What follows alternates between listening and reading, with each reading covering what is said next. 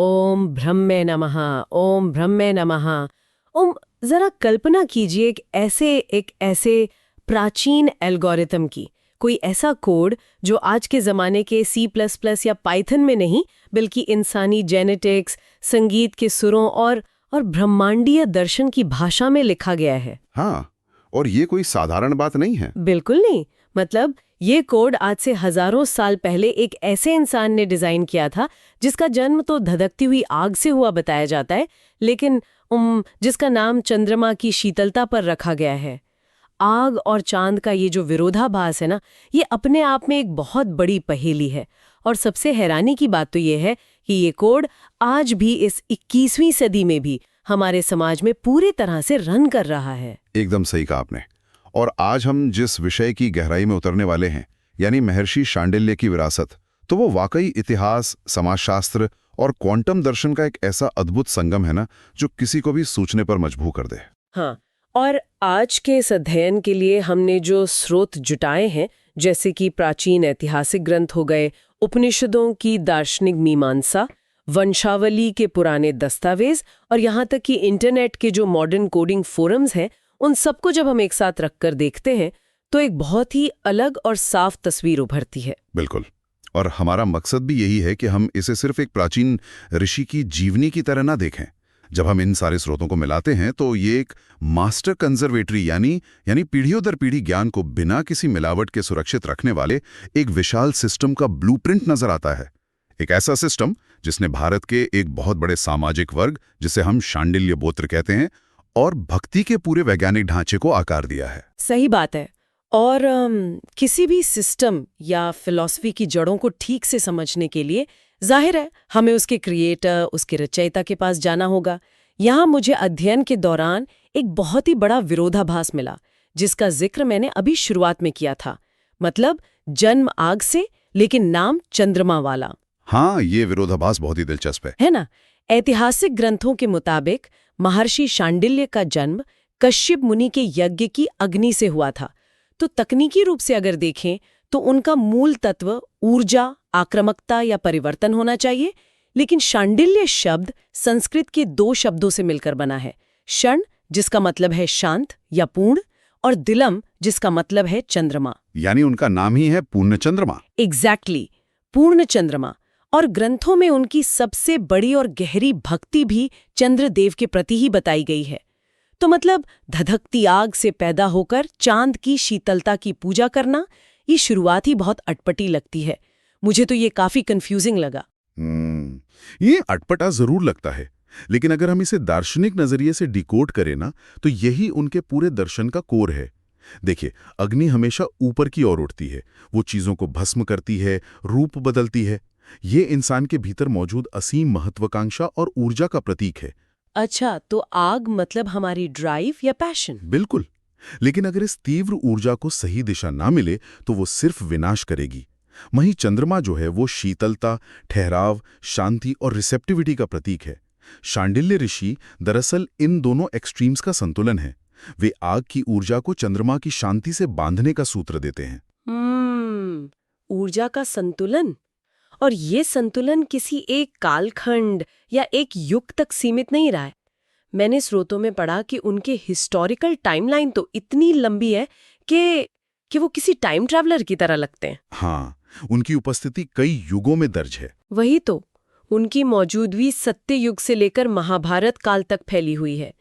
एक पल में वो कुरुक्षेत्र के युद्ध से पहले भीष्म पितामह और भगवान परशुराम से गहरे दार्शनिक संवाद कर रहे हैं, और दूसरे ही पल वो इतिहास में राजा दिलीप, राजा नंद जैसे महान शासकों के राज पुरोहित बने हुए हैं। इसे देखकर तो ऐसा लगता है जैसे शांडिल्य कोई एक हाड़ मांस का इंसान है ही नहीं। तो आपको क्या लगता है कि वो क्या है? मुझे लगता है कि ये एक पदवी या एक पूरी संस्था है, ज्ञान की एक निरंतर बहने वाली धारा है जो सदियों तक चलती रही। ये निष्कर्ष बहुत ही तार्किक है, क्योंकि एक भौतिक शरीर हजारों साल जीवित नहीं रह सकता, लेकिन उसका बनाया गया जो सिस्टम है, उसका विचार और उसका डीएनए, वो तो जीवित रह सकता है ना। और उन्होंने अपने इस वैचारिक ज्ञान को सुरक्षित रखने के लिए जिस सामाजिक हार्डवेयर का निर्माण किया, जिसे हम आज गोत्र व्यवस्था कहते हैं, वो डेटा प्रिजर्वेशन का एक बहुत ही एडवांस तरीका था। हाँ, और इस गोत्र सिस्टम को करीब से देखकर मुझे एक मध्ययुगीन गिल्ड की याद आती है। जैसे यूरोप में कारीगरों के बड़े बड़े गिल्ड होते थे ना, जो अपनी कला के रहस्यों को बाहरी दुनिया से बचाकर सिर्फ अपने ही लोगों तक सीमित रखते थे। बिल्कुल वैसे ही शांडिल्य गोत्र ने भी एक बहुत ही विशेष ज्ञान को सुरक्षित रखा, और वो था सामवेद। और सामवेद कोई मामूली मंत्रों की किताब तो है नहीं। ये उन मंत्रों को संगीत, ताल और सुरों में पिरोने का जटिल विज्ञान है।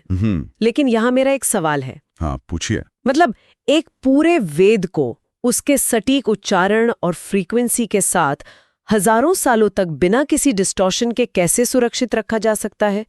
आज के समय में तो हम एक मैसेज 2 लोगों को पास करते हैं तो तीसरी बार में उसका मतलब ही बदल जाता है। यही तो इस गोत्र सिस्टम की मास्टर क्लास है।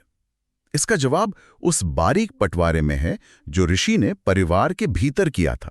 सामवेद के जो मूल मंत्र हैं, उसकी रक्षा और उसे बिना किसी बदलाव के अगली पीढ़ी तक पहुंचाने की जिम्मेदारी हमेशा परिवार के सबसे बड़े बेटे को दी गई। अच्छा, सबसे बड़े बेटे को? हाँ, सबसे बड़े बेटे को एक जीवित रिकॉर्डर की तरह काम करना होता था। उसे ये सुनिश्चित करना था कि मंत्रों का उच्चारण बिल्कुल उसी ध्वनि तरंग में हो जैसा तय किया गया था। तो मतलब बड़ा बेटा बन गया इस सिस्टम का मेन सर्वर। एग्जैक्टली। तो फिर छोटे बेटों का क्या काम था? क्या वो सिर्फ बैकअप के लिए थे? नहीं, छोटे बेटों का रोल और भी ज्यादा दिलचस्प था। छोटे बेटे को उपवेद की जिम्मेदारी दी गई। हर वेद का एक उपवेद होता है, और शांडिल्य गोत्र का उपवेद है गंधर्व वेद। गंधर्व वेद, जिसका संबंध कला और संगीत से है। बिल्कुल, गायन, वीणा और हारमोनियम जैसे वाद्यों से। अब इसके पीछे का मैकेनिज्म समझिए। सामवेद का गायन बिना गंधर्व वेद की गहरी समझ के एकदम अधूरा है। अगर आप परिवार के भीतर ही वोकल्स और इंस्ट्रूमेंट्स के विशेषज्ञों को अलग अलग जिम्मेदारी देंगे तो उन दोनों भाइयों के बीच एक दूसरे पर एक स्वाभाविक निर्भरता बनेगी। अरे वाह, ये तो बहुत ही स्मार्ट है। मतलब ज्ञान का ये बंटवारा एक दूसरे को चेक और बैलेंस करता है। एकदम सही। अगर बड़ा बेटा मंत्र का सुर भूल जाए तो छोटा बेटा वाद्य की धुन से उसे सुधार सकता है। ये एक full proof data backup system था, ताकि सदियों बाद भी संगीत का मूल स्वरूप न बिगड़े। ये तो जबरदस्त है। पूरा परिवार ही अपने आप में कंजर्वेटरी या यूनिवर्सिटी बन गया। और मुझे लगता है कि इस पूरे डेटाबेस को करप्ट होने से बचाने के लिए ही समाज में सगोत्र विवाह पर कड़ी रोक लगाई गई होगी। हम आज भी देखते हैं कि एक ही गोत्र में शादी नहीं होती। सगोत्र विवाह की मनाही के पीछे का जो विज्ञान है वो आज की जेनेटिक्स से पूरी तरह मेल खाता है। एक ही गोत्र के लोगों को एक ही आध्यात्मिक और बायोलॉजिकल पिता यानी ऋषि शांडिल्य की संतान माना जाता है। तो अगर एक ही जीन पूल के भीतर शादियां होंगे तो आनुवंशिक बीमारियां बढ़ेंगी और आने वाली पीढ़ियों की बौद्धिक और शारीरिक क्षमता में भारी गिरावट आ सकती है। इस जेनेटिक डाइवर्सिटी यानी विविधता को बनाए रखना उस ज्ञान को ढोने लायक मजबूत दिमाग पैदा करने के लिए बहुत जरूरी था। और ये जेनेटिक नेटवर्क कितना विशाल और सफल हो गया, ये इसी बात से पता चलता है कि आज विवाह से पहले जो प्रवर मिलाए जाते हैं, शांडिल्या, असित और देवल, वो भारत के हर कोने में फैले हुए हैं। बिल्कुल, पूरे देश में। हाँ, और इनकी कुल देवियां भी भूगोल के हिसाब से बदल जाती हैं। जैसे अगर आप उत्तर भारत और कश्मीर की तरफ जाएंगे तो माता शारदा यानी सरस्वती इनकी कुल देवी हैं। राजस्थान में जाएंगे तो पिपलाज माता है, और यूपी बिहार के इलाके में विंध्यवासिनी माता। और सिर्फ भूगोल ही नहीं, इस गोत्र ने जातिगत सीमाओं को भी बहुत आसानी से पार किया है। हाँ, ये एक बहुत आम धारणा है कि गोत्र सिर्फ ब्राह्मणों के होते हैं, लेकिन स्रोतों से साफ है कि ये सच नहीं है। मैथिल ब्राह्मणों में तो ये सबसे बड़ा गोत्र है ही, लेकिन राजपूतों में जैसे परमार वंश और भारत के कई ओबीसी समुदायों में भी ये गोत्र प्रमुखता से पाया जाता है। इससे ये स्पष्ट होता है कि ये ज्ञान का गिल्ड सिर्फ खून के रिश्तों तक सीमित नहीं रहा। गुरु शिष्य परंपरा और दार्शनिक जुड़ाव के जरिए इसने समाज के हर वर्ग को छुआ है। बिल्कुल। अब अगर हम इस पूरी सामाजिक संरचना को समझ लें तो एक बहुत ही गहरा सवाल उठता है। कैसा सवाल? मतलब जिस इंसान ने इतने बड़े हार्डवेयर या सामाजिक ढांचे की नींव रखी, वो इस पूरे ब्रह्मांड को किस नजरिए से देखता था? क्योंकि इतना बड़ा सिस्टम बनाने के लिए आपके पास एक बहुत क्लियर वर्ल्ड व्यू होना चाहिए। और यहीं हम उनके दर्शन की ओर मुड़ते हैं, खास तौर पर छांदोग्य और शतपथ उपनिषद की ओर, जहां शांडिल्य विद्या का सविस्तार वर्णन है। और वहां एक बहुत ही भारी भरकम कॉन्सेप्ट आता है, तज्जलान। हाँ, तज्जलान। मैं इस तज्जलान शब्द पर बहुत अटकी हुई थी जब मैं नोट्स पढ़ रही थी। ये सुनने में इतना गूढ़ लगता है, ये आखिर है क्या? तज्जलान संस्कृत का एक बहुत ही गहरा और संक्षिप्त शब्द है जो पूरी कॉस्मोलॉजी को एक सूत्र में पिरो देता है। शांडिल्य ने ईश्वर या परम सत्य को समझाने के लिए इस शब्द का इस्तेमाल किया।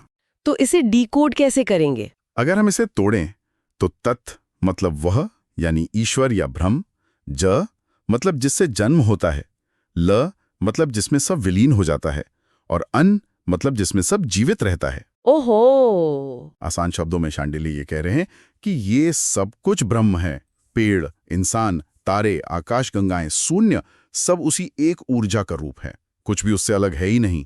रुकिए, मैं यहाँ 1 मिनट के लिए थोड़ा असहमत होना चाहूंगी, या यूं कहूं कि एक आम इंसान का जो सबसे बड़ा डर है वो आपके सामने रखना चाहूंगी। बिल्कुल, बताइए। अगर ब्रह्मांड ही ईश्वर है और सब कुछ उसी विशाल ऊर्जा का हिस्सा है, तो हम इंसान इस अनंत अंतरिक्ष में कहाँ खड़े हैं? जब मैं रात को आसमान में अरबों तारे देखती हूँ तो मुझे अपनी अहमियत बिल्कुल जीरो लगती है। क्या हम महज इस विशाल कॉस्मिक मशीन के छोटे अर्थहीन पुर्जे हैं जो आज यहाँ हैं और कल बस मिट जाएंगे? देखिए, ये अस्तित्व का वो डर है जिसे फिलॉसफी में एग्जिस्टेंशियल ड्रेड कहते हैं, जिससे हर सोचने वाला इंसान कभी ना कभी गुजरता ही है। जब हम खुद को ब्रह्मांड के भौतिक पैमाने पर तौलते हैं तो हम सचमुच बहुत छोटे और अर्थहीन नजर आते हैं। वही तो। लेकिन शांडिल्य ऋषि हमें इस अंधेरे डर में अकेला नहीं छोड़ते। वे इसका एक बहुत ही शानदार समाधान देते हैं। वे कहते हैं कि तुम्हारे हृदय के भीतर जो आत्मा है वो चावल, जौ या सरसों के दाने से भी छोटी है। सरसों के दाने से छोटी, ये तो मेरे डर को खत्म करने के बजाय और बढ़ा रहा है। मतलब हम सच में इस अंतरिक्ष के सामने कुछ भी नहीं है। अरे वाक्य पूरा होने दीजिए। वे कहते हैं कि वो आत्मा सरसों के दाने से तो छोटी है, लेकिन ठीक उसी पल वो इस पूरी पृथ्वी, पूरे आकाश और इस अनंत अंतरिक्ष से भी बड़ी है। ये तो एक रहस्यमयी पहेली हो गई। एक ही चीज एक ही समय पे सबसे छोटी और सबसे बड़ी कैसे हो सकती है? ये तार्किक रूप से तो संभव नहीं लगता। ये बिल्कुल आज के क्वांटम फिजिक्स जैसा है, जहां एक पार्टिकल एक ही समय में कई जगह हो सकता है और वेव का रूप भी ले सकता है। वेदांत का ये मूल आधार है कि जो बाहर है वही भीतर है। जो इस पूरे ब्रह्मांड की चेतना है, जिसे ब्रह्म कहते हैं, वही आपके भीतर की चेतना है, जिसे आत्मा कहते हैं। अच्छा, तो दोनों एक ही हैं? बिल्कुल। आप इस ब्रह्मांड का कोई छोटा सा हिस्सा नहीं है जो स्पेस में तैर रहा है, बल्कि पूरा का पूरा ब्रह्मांड आपके भीतर फोल्ड होकर बैठा है। स्रोतों में इस सर्वोच्च अवस्था की तुलना भगवान शिव और दत्तात्रेय के साथ एकाकार होने से की गई है। मतलब आप समंदर की एक महत्वहीन बूंद नहीं है, बल्कि आप वो पूरा समंदर है जो फिलहाल एक बूंद के रूप में खुद को अनुभव कर रहा है। एग्जैक्टली, बहुत खूब कहा आपने। ये नजरिया तो सच में इंसान के सोचने का दायरा ही फाड़ देता है। मतलब हम अपने इस छोटे से हार्डवेयर के अंदर पूरे कॉस्मिक इंटरनेट को डाउनलोड करके घूम रहे हैं। लेकिन अगर ये सच है, अगर मेरे अंदर इतनी बड़ी ब्रह्मांडीय शक्ति है, तो मुझे इसका एहसास क्यों नहीं होता? व्यावहारिक जीवन में मुझे तो बस ये फिक्र रहती है कि सुबह ट्रैफिक से कैसे बचूं, बॉस की डांट से कैसे बचूं, या महीने के आखिर में क्रेडिट कार्ड का बिल कैसे भरूं। ये जो इतना बड़ा ब्रह्मांडीय सत्य है, ये मेरी रोजमर्रा की जिंदगी से इतना कटा हुआ क्यों लगता है? इसका बहुत सीधा सा कारण है। आपको पता है कि आपके कंप्यूटर में इंटरनेट है, लेकिन जब तक आप सही ब्राउजर नहीं खोलेंगे और सही नेटवर्क से कनेक्ट नहीं होंगे, आप उस इंटरनेट का इस्तेमाल नहीं कर सकते। इंसान की इसी उलझन को सुलझाने के लिए, उसे उस असीम ऊर्जा से कनेक्ट करने के लिए ही शांडिल्य ने शांडिल्य भक्ति सूत्र की रचना की। ओहो, तो ये वो ब्राउजर है? जी। जब इंसान दुनियादारी की इस भूल भुलैया में फंस जाता है, तो उसे बाहर निकालने के लिए एक सटीक एल्गोरिदम की जरूरत होती है। ये सूत्र वही एल्गोरिदम है। और ये एल्गोरिदम इतना गहरा है कि मुझे ये देखकर बहुत आश्चर्य हुआ कि आज के मॉडर्न इंटरनेट फोरम पर भी इसकी चर्चा हो रही है। हाँ, स्टैक एक्सचेंज की चर्चा। बिल्कुल। जब मैं स्रोत देख रही थी तो मैंने देखा कि स्टैक एक्सचेंज जैसे प्लेटफॉर्म पर, जहां आमतौर पर कोडर्स और प्रोग्रामर्स बात करते हैं, वहां एक बहुत लंबी थ्रेड चल रही थी। लोग इस बात पर गंभीर और तीखी बहस कर रहे थे कि क्या शांडिल्य भक्ति सूत्र निर्गुण ब्रह्म यानी निराकार ईश्वर की प्राप्ति के लिए लिखा गया है, या सगुण ब्रह्म यानी साकार ईश्वर के लिए। ये बहस तो सदियों पुरानी है। हाँ, और वो लोग ये भी बहस कर रहे थे कि क्या ये नारद भक्ति सूत्र से कॉपी किया गया है। मतलब हजारों साल पुरानी फिलॉसफी का ऐसा मॉडर्न पोस्टमॉर्टम होते देखना बहुत अद्भुत था। ये दर्शाता है कि ये दर्शन आज भी कितना जीवंत है। और ऐतिहासिक रूप से देखें तो शांडिल्य भक्ति सूत्र नारद सूत्र से भी पुराना है। इसका सबसे बड़ा प्रमाण यह है कि खुद नारद जी ने अपने सूत्रों में शांडिल्य का नाम एक प्रमाण के रूप में लिया है। तो ये बात तो साफ हो गई। हाँ, अब जहां तक निर्गुण और सगुण की बात है, स्वप्नेश्वर और नारायण तीर्थ जैसे प्रमुख प्राचीन भाषाकारों ने इन 100 सूत्रों को बहुत ही वैज्ञानिक तरीके से डिकोड किया है। उन्होंने बताया कि यह दर्शन कोई थ्योरेटिकल बात नहीं है। तो फिर ये काम कैसे करता है? मतलब क्या ये मंदिर में जाके रोज अनुष्ठान करने या पूजा पाठ के बारे में है? नहीं, भक्ति कोई साधारण कर्मकांड या अनुष्ठान नहीं है। इन 100 सूत्रों के अनुसार भक्ति एक बहुत ही सटीक मनोवैज्ञानिक मार्ग है।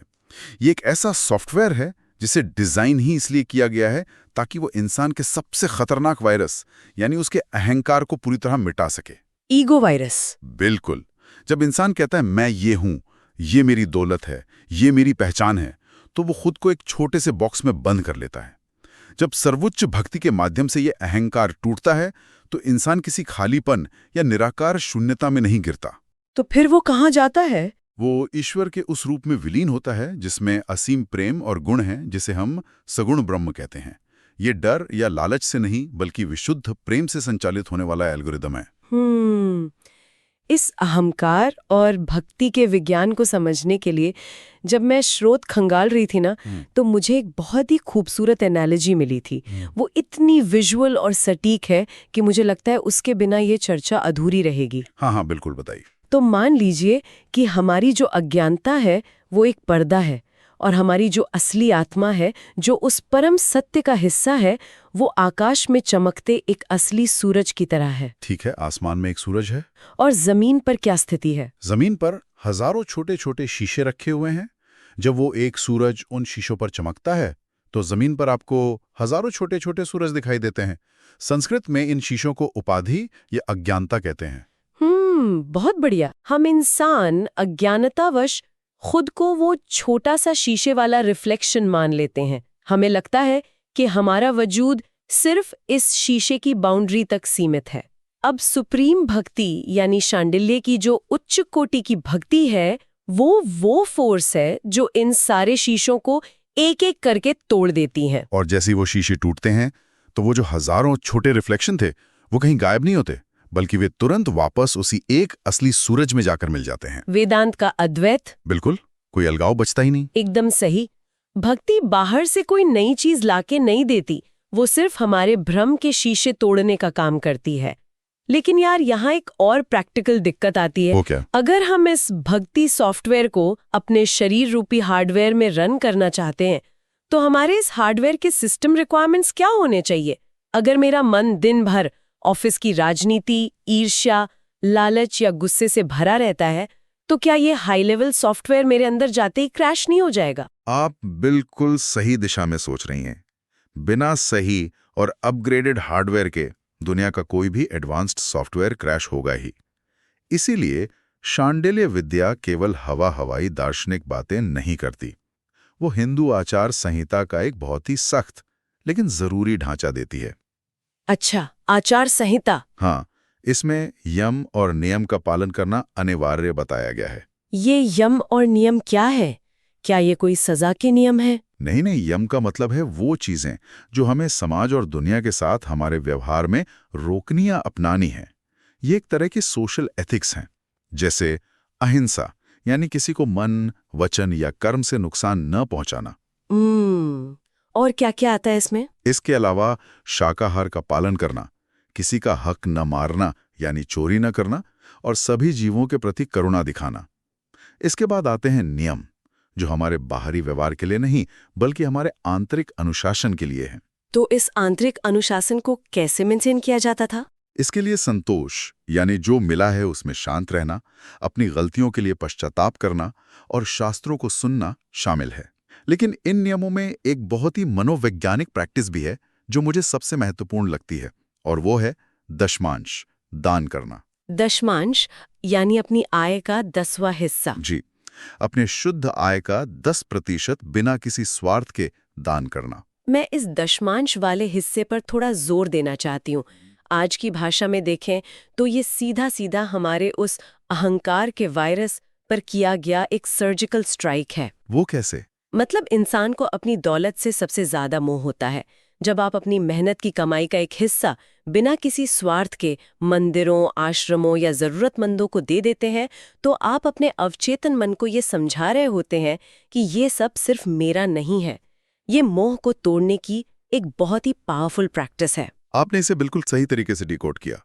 और इस पूरे प्रोसेस को सुरक्षित रखने के लिए एक तरह का साइबर सिक्योरिटी प्रोटोकॉल भी दिया गया है, जिसे जप कहते हैं। लेकिन जप तो बस एक ही मंत्र को बार बार दोहराना होता है ना, उसमें विज्ञान कहाँ है? जप सिर्फ मंत्रों को तोते की तरह रटना नहीं है।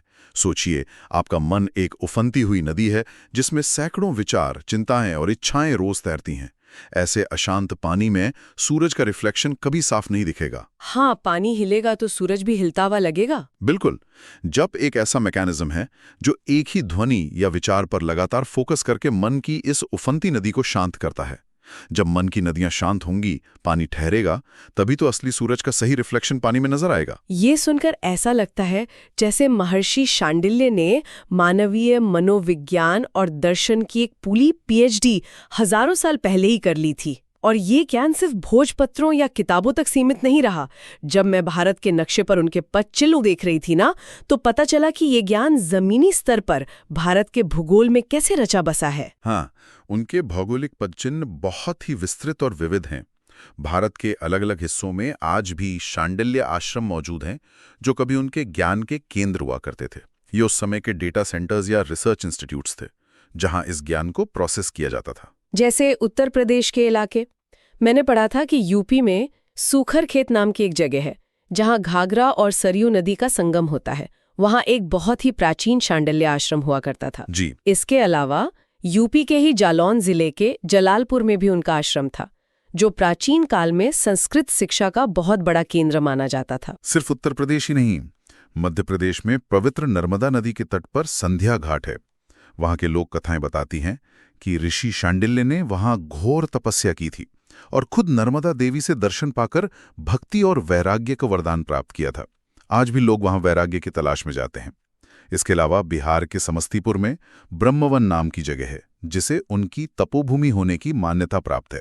लेकिन इन सब जगहों में मुझे राजस्थान का एक किस्सा सबसे ज्यादा जादुई और रहस्यमयी लगा। प्रतापगढ़ के पास अरावली की घाटियों में एक जगह है, खेरोट पंचायत।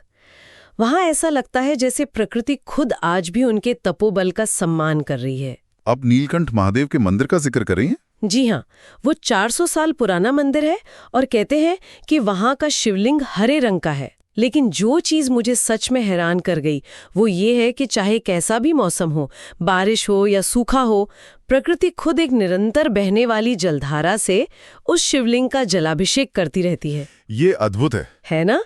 ये ऐसा लगता है जैसे समय आज भी उस अग्नि से जन्मे ऋषि की शीतलता को बनाए रखने के लिए लगातार पानी चढ़ा रहा है। भूगोल, आस्था और प्रकृति का ये मिलन वाकई रोंगटे खड़े कर देता है। और यही बात शांडिल्य विद्या को अमर बनाती है।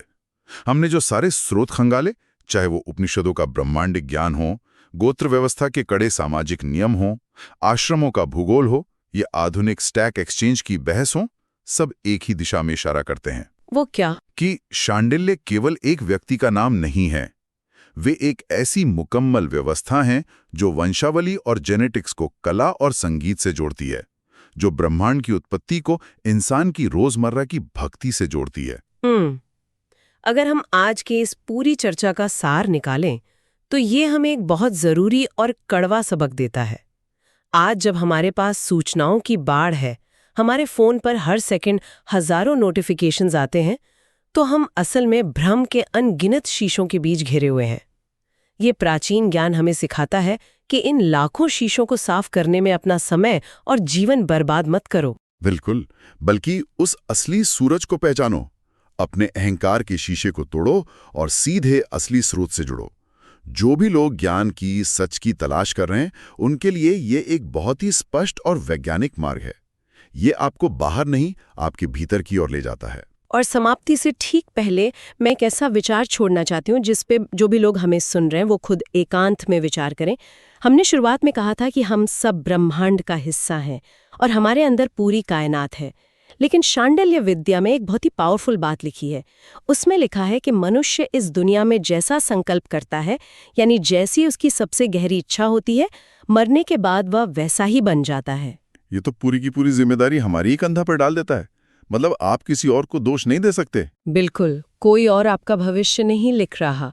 तो जरा सोचिए, आज इस स्क्रीन, रील्स, नोटिफिकेशंस और दिखावे से भरी भाग-दौड़ वाली दुनिया में हम अपनी रोजमर्रा की छोटी-छोटी आदतों से अनजाने में हम अपने अगले अस्तित्व के लिए कौन सा ब्रह्मांडीय कोड लिख रहे हैं? ये एक बहुत गहरा सवाल है। क्या हमारे संकल्प, हमारी इच्छाएं वाकई हमारी अपनी हैं, या वो सिर्फ मार्केटिंग कंपनियों, सोशल मीडिया और समाज द्वारा बनाए गए शीशों में दिख रहा कोई झूठा रिफ्लेक्शन है?